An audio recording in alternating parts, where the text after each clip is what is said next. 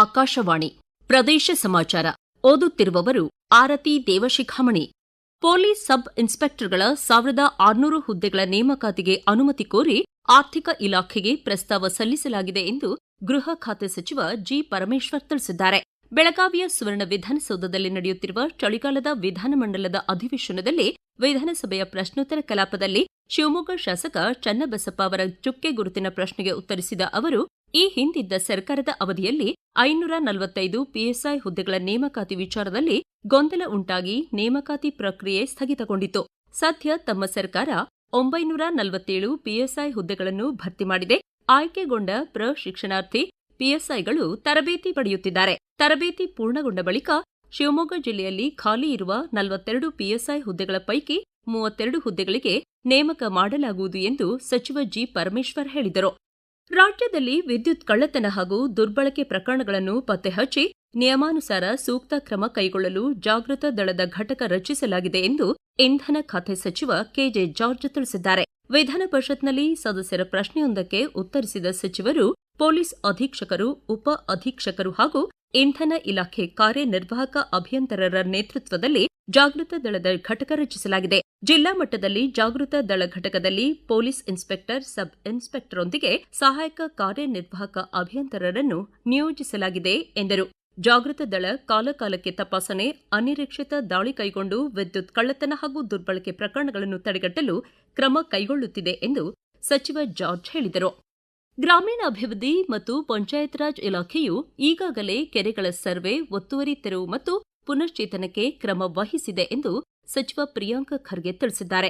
ಬೆಳಗಾವಿಯ ಸುವರ್ಣಸೌಧದಲ್ಲಿ ಆಯೋಜಿಸಲಾದ ಸಣ್ಣ ನೀರಾವರಿ ಇಲಾಖೆಯ ಕೆರೆಗಳಿಗೆ ರಚಿಸಿರುವ ಕೆರೆ ಬಳಕೆದಾರರ ಸಂಘಗಳ ಪದಾಧಿಕಾರಿಗಳಿಗೆ ಕೆರೆಗಳ ನಿರ್ವಹಣೆ ಕುರಿತು ಕಾರ್ಯಾಗಾರ ಮತ್ತು ಕೈಪಿಡಿ ಬಿಡುಗಡೆ ಹಾಗೂ ನೀರಿದ್ದರೆ ನಾಳೆ ಕರಪತ್ರ ಅನಾವರಣ ಕಾರ್ಯಕ್ರಮದಲ್ಲಿ ಪಾಲ್ಗೊಂಡು ಅವರು ಮಾತನಾಡಿದರು. ರಾಜ್ಯದಲ್ಲಿ ಸುಮಾರು 44,000 ಕೆರೆಗಳಿದ್ದು ಅವುಗಳಲ್ಲಿ ಸುಮಾರು 20,000ಕ್ಕೂ ಹೆಚ್ಚು ಕೆರೆಗಳು ಪಂಚಾಯತ್ ರಾಜ್ ಇಲಾಖೆಯ ವ್ಯಾಪ್ತಿಯಡಿಯಲ್ಲಿ ಬರುತ್ತವೆ ಎಂದರು.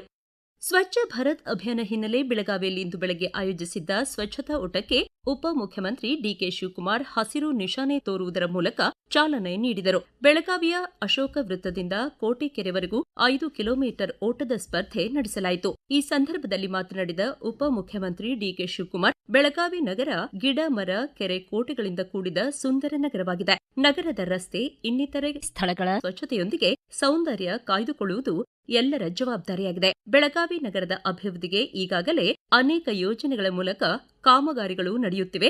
ಇದಕ್ಕಾಗಿ 200 ಕೋಟಿ ಹಣಕಾಸಿನ ನೆರವು ನೀಡಲಾಗಿದೆ ಎಂದು ತಿಳಿಸಿದರು. ಬಾಲ ವಿಕಾಸ ಅಕಾಡೆಮಿಯ ರಾಜ್ಯಮಟ್ಟದ ಬಾಲ ಗೌರವ ಪ್ರಶಸ್ತಿಗೆ ಧಾರವಾಡದ ಶ್ರೀ ಮಂಜುನಾಥೇಶ್ವರ ಆಂಗ್ಲ ಮಾಧ್ಯಮ ಶಾಲೆಯ 9ನೇ ತರಗತಿ ವಿದ್ಯಾರ್ಥಿ ದಿಗಂತ ತುಂಬರಗುದ್ದಿ ಭಾಜನರಾಗಿದ್ದು, ಅವರಿಗೆ ಬೆಳಗಾವಿಯ ಸುವರ್ಣಸೌಧದಲ್ಲಿ ಪ್ರಶಸ್ತಿ ಪ್ರದಾನ ಮಾಡಲಾಯಿತು. ನಂತರ ಪ್ರದೇಶ ಸಮಾಚಾರಕ್ಕಾಗಿ ತಮ್ಮ ಸಂತಸ ಹಂಚಿಕೊಂಡ ಅವರು, ತಾವು ಇದುವರೆಗೆ ರಾಜ್ಯ ಮತ್ತು ರಾಷ್ಟ್ರಮಟ್ಟದಲ್ಲಿ 50ಕ್ಕೂ ಹೆಚ್ಚು ನಾಟಕಗಳಲ್ಲಿ ಹಾಗೂ 5 ಚಲನಚಿತ್ರಗಳಲ್ಲಿ ಅಭಿನಯಿಸಿರುವುದಾಗಿ ತಿಳಿಸಿದರು. ನಾನು ರಾಜ್ಯ ಹಾಗೂ ರಾಷ್ಟ್ರ ಮಟ್ಟದಲ್ಲಿ ಸುಮಾರು 50ಕ್ಕೂ ಹೆಚ್ಚು ನಾಟಕಗಳಲ್ಲಿ ಹಾಗೂ 5 ಸಿನಿಮಾಗಳಲ್ಲಿ ಮುಖ್ಯ ಪಾತ್ರದಲ್ಲಿ ಅಭಿನಯಿಸಿದ್ದೇನೆ. 2023 ಹಾಗೂ 24ನೇ ಸಾಲಿನ ಮಹಿಳಾ ಮತ್ತು ಮಕ್ಕಳ ಕಲ್ಯಾಣ ಇಲಾಖೆ ಬೆಂಗಳೂರು ಹಾಗೂ ಕರ್ನಾಟಕ ಬಾಲ ವಿಕಾಸ ಅಕಾಡೆಮಿ ಧಾರವಾಡ ಕೊಡಮಾಡುವ ರಾಜ್ಯ ಮಟ್ಟದ ಬಾಲ ಗೌರವ ಪ್ರಶಸ್ತಿಗೆ ಭಾಜನರಾಗಿದ್ದೇನೆ. ನನ್ನ ಗುರುಗಳಾದ ಸಿಕಂದರ್ ದಂಡಿನವರಿಗೆ ಸಹಕಾರ ನೀಡಿದ ಪ್ರಾಂಶುಪಾಲರು, ಬಾಲ್ ವಿಕಾಸ್ ಅಕಾಡೆಮಿ ಅಧ್ಯಕ್ಷರಾದ ಶ್ರೀ ಸಂಗಮೇಶ್ ಬಬಲೇಶ್ವರ್ ಹಾಗೂ ಎಲ್ಲಾ ಗುರುಗಳಿಗೆ ನಾನು ಅಭಿನಂದನೆಗಳನ್ನು ಸಲ್ಲಿಸುತ್ತೇನೆ. ಮುಖ್ಯಮಂತ್ರಿ ಸಿದ್ದರಾಮಯ್ಯ ಮತ್ತು ಉಪಮುಖ್ಯಮಂತ್ರಿ ಡಿಕೆ ಶಿವಕುಮಾರ್ ಅವರ ನೇತೃತ್ವದಲ್ಲಿ ಜಿಟಿ ಚಂದ್ರಶೇಖರಪ್ಪ ಅವರ ಅಧ್ಯಕ್ಷತೆಯಲ್ಲಿ ಸಮಿತಿ ರಚಿಸಿ ತುಂಗಭದ್ರಾ ಜಲಾಶಯಕ್ಕೆ 430 ಕೋಟಿ ರೂಪಾಯಿಗಳ ವೆಚ್ಚದಲ್ಲಿ 33 ಹೊಸ ಗೇಟ್ಗಳ ಅಳವಡಿಕೆಗೆ ಸರ್ಕಾರ ಮುಂದಾಗಿದೆ ಎಂದು ಸಿಂಧನೂರು ಶಾಸಕ ಹಂಪನಗೌಡ ಬಾದರ್ಲಿ ತಿಳಿಸಿದ್ದಾರೆ. ವಿಜಯನಗರ ಜಿಲ್ಲೆ ಹೊಸಪೇಟೆಯಲ್ಲಿರುವ ತುಂಗಭದ್ರಾ ಜಲಾಶಯಕ್ಕೆ ಭೇಟಿ ನೀಡಿ ನಂತರ ಸುದ್ದಿಗಾರರೊಂದಿಗೆ ಮಾತನಾಡಿದ ಅವರು, ಕೊಪ್ಪಳ, ಗಂಗಾವತಿ, ಸಿಂಧನೂರು, ಮಸ್ಕಿ, ಮಾನವಿ ಮತ್ತು ರಾಯಚೂರು ತಾಲೂಕುಗಳಿಗೆ ನೀರಾವರಿ ಸೌಲಭ್ಯ ಒದಗಿಸಿರುವ ಶಿಥಿಲಾವಸ್ಥೆಯಲ್ಲಿರುವ 241 ಕಿಲೋಮೀಟರ್ ಉದ್ದದ ತುಂಗಭದ್ರಾ ಎಡದಂಡೆ ಮುಖ್ಯ ನಾಲೆಯ ಆಧುನೀಕರಣದ ಕಾರ್ಯ ಪ್ರಗತಿಯಲ್ಲಿದೆ ಎಂದು ಮಾಹಿತಿ ನೀಡಿದರು. ಇಲ್ಲಿಗೆ ಪ್ರದೇಶ ಸಮಾಚಾರ ಮುಕ್ತಾಯವಾಯಿತು. ನಮ್ಮ ಮುಂದಿನ ರಾಷ್ಟ್ರೀಯ ವಾರ್ತಾ ಪ್ರಸಾರ 1:10 ನಿಮಿಷಕ್ಕೆ.